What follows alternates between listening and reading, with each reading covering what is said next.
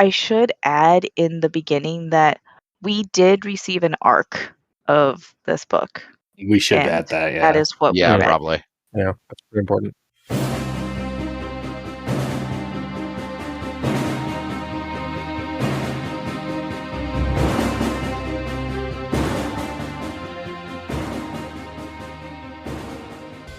Hello, and welcome to another episode with the Green Team of the Legendarium. Today, we have a special episode for all the Murderbot Diaries fans out there because we're talking about the newest installment in the series, System Collapse.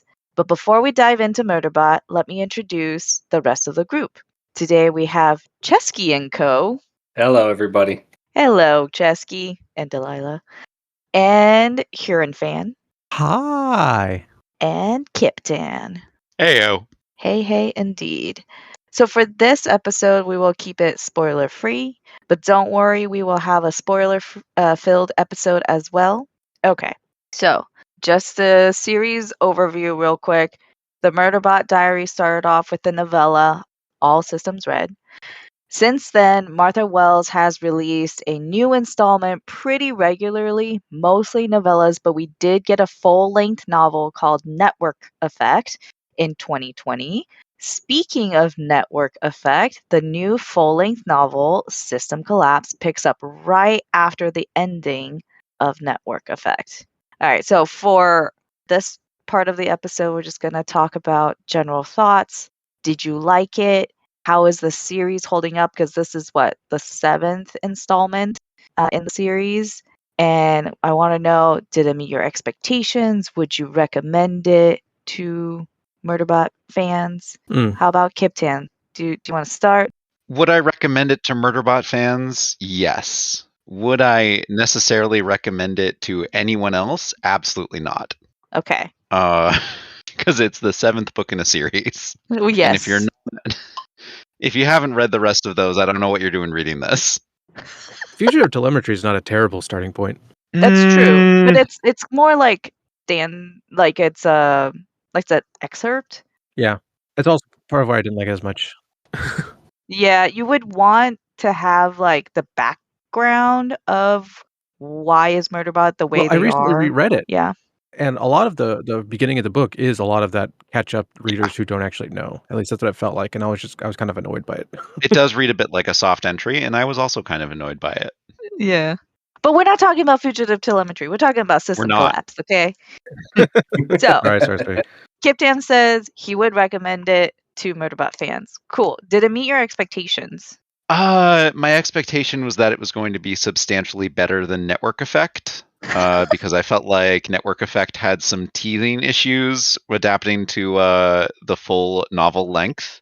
Uh-huh. And it didn't really do that for me. Okay. I thought that the descriptions were not her strongest suit in any of her works, in my opinion.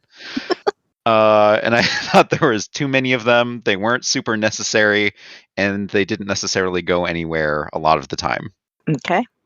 Overall enjoyment of the book is really weird because the parts about Murderbot that I love are still there. The snappy dialogue, the character work.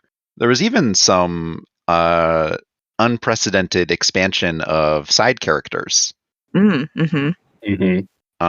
which was fun. Was a good time, and a bit of growth for Wells in this space, but I really was held back by what felt like filler in a lot of the paragraphs. Interesting. Okay. So overall, would you say the series is declining? Have we already gone past the peak, or do you think there's still potential? I think there's still potential. I don't think it's impossible for her to learn, and I definitely wouldn't call it in decline. Okay. But I would say that Murderbot is not working as well in novels as it did in novellas. Okay. Fair. Hurin? Was this not a novella? No, this is marketed. It's a 220-page novel. It's marketed as a full-length novel, which we can talk about as well, because I have thoughts about that.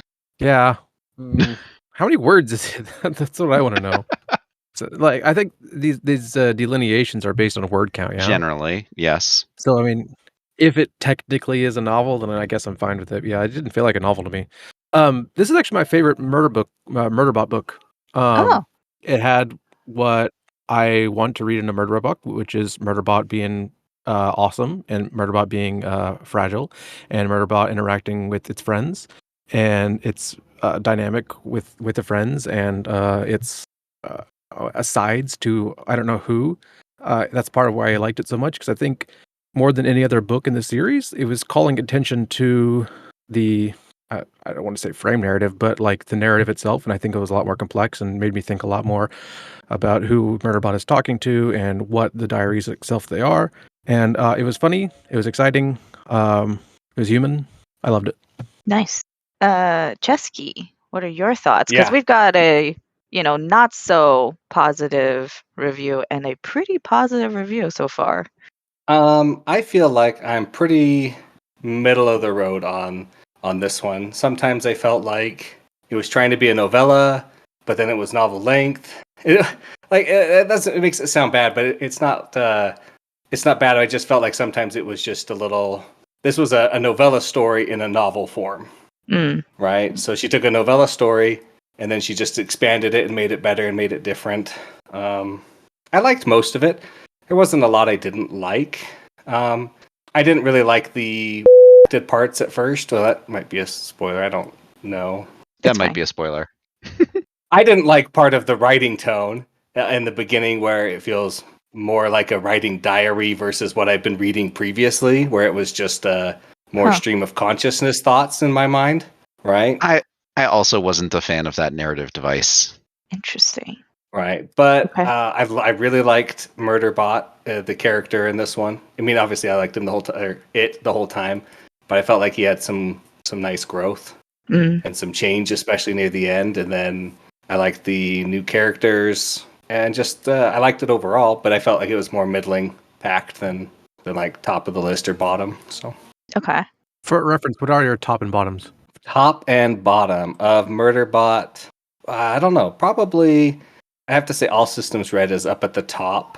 I don't know which one would be my worst. Probably like 3 or 4, just because they're very novella, right? Not much happens in 3. Yeah. For me, it's definitely 3. Yeah, I think it's going to be 3. Rogue Protocol. It's good, but it's not like it's fine, right? Yep. It's no artificial condition. So it's fine. Yeah.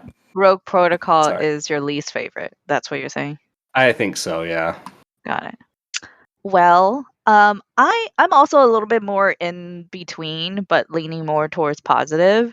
I think there were definitely times reading through this, more so like at the beginning, where it was a little difficult, like getting back in to the style of the writing and the narrative.